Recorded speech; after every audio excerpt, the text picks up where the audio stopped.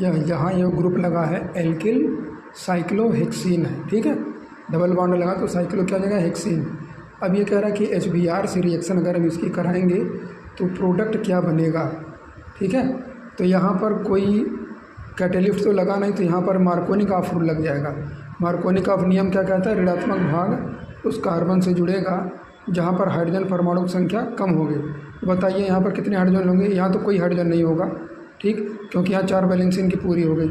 यहाँ पर एक हाइड्रोजन होगा, तो जहाँ पर हाइड्रोजन कम होंगे वहीं पर ब्रोमीन आकर के जुड़ जाएगी। यानी यहाँ क्या हो जाएगा, यहाँ पर लग जाएगा मार्कोनी ऑफ रूल, ठीक है, मार्कोनी ऑफ रूल लग जाएगा। तो क्या बन जाएगा, यहाँ पे ये बन जाएगा, यहाँ ये बॉन्ड रहेगा और ये ब्रोमीन लग जाएगी यहाँ पे, ठीक। तो ये प्रोडक्ट बन जाएगा कब, जब मार्कोनी ऑफ रूल लगेगा। और यहाँ पर देखना सेम रिएक्शन वही है, यहाँ पर सनलाइट है या टेम्परेचर है, परऑक्साइड है, तो जब परऑक्साइड लग जाएगा तो इसको बोलते हैं एंटी मार्कोनी ऑफ रूल। क्या बन जाएगा, एंटी मार्कोनी ऑफ रूल। अब यहाँ ब्रोमीन ऋणात्मक भाग उस कार्बन से जुड़ेगा जहाँ पर हाइड्रोजन परमाणु की संख्या अधिक होगी। तो यानी ब्रोमीन अब कहाँ जुड़ेंगे, ये ब्रोमीन अब आकर के यहाँ पे जुड़ जाएगी, ठीक है। तो क्या प्रोडक्ट बन जाएगा, देखना पहले वाले से अलग एक प्रोडक्ट बन जाएगा, यानी ब्रोमीन यहाँ जुड़ जाएगी। तो इस तरह ये मार्कोनी ऑफ रूल के नियम के अनुसार है, ठीक। ऋणात्मक भाग वहाँ जुड़ेगा जहाँ पर हाइड्रोजन परमाणु की संख्या कम होगी, और यहाँ ऋणात्मक भाग असंतृप्त वाले पे उस कार्बन से जुड़ेगा जहाँ पर हाइड्रोजन परमाणु की संख्या अधिक होगी, ठीक।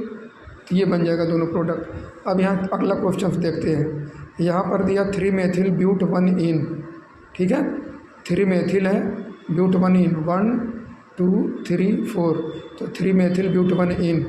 अब इसकी हम HBr से रिएक्शन कराएंगे, तो पहले कटायन क्रिया करेगा, ठीक, इलेक्ट्रोफिलिक एडिशन रिएक्शन है। तो ये बॉन्ड इधर की ओर जब ब्रेक करेगा तो ये हाइड्रोजन यहाँ आकर के जुड़ेगा, ठीक है, क्योंकि इनके अनुसार सेकेंडरी ज़्यादा स्टेबल होगा इस प्राइमरी की तुलना में। तो यानी ये हाइड्रोजन यहाँ जुड़ जाएगा, तो देखो क्या बन जाएगा, ये प्लस चार्ज इसके ऊपर यहाँ पे आ जाएगा। इसको क्या बोलोगे, सेकेंडरी कार्बोकटायन या कार्बोनियम आयन। तो अब देखना यहाँ पे जो टर्सरी कार्बोनियम आयन होता है वो मोर स्टेबल होता है देन सेकेंडरी कार्बोनियम आयन, पर उस टर्सरी से जो हाइड्रोजन रहता है वो मोर एक्टिव होता है। यानी टर्सरी कार्बोनियम आयन तो ज़्यादा स्थायी होता है, पर उससे जुड़ा हुआ जो हाइड्रोजन होगा, ठीक, वो जो होगा ज़्यादा रिएक्टिव होगा। तो टर्सरी ग्रुप का भी आएगा जब ये हाइड्रोजन यहाँ से हट जाएगा, यानी ये हाइड्रोजन हट करके कहाँ लगेगा, CH के पास लग जाएगा, यानी यहाँ हाइड्राइड शिफ्ट हो रहा। क्यों शिफ्ट हो रहा, क्योंकि ये सेकेंडरी तुलना में जो है ये टर्सरी जो बनेगा ज़्यादा स्टेबल हो जाएगा।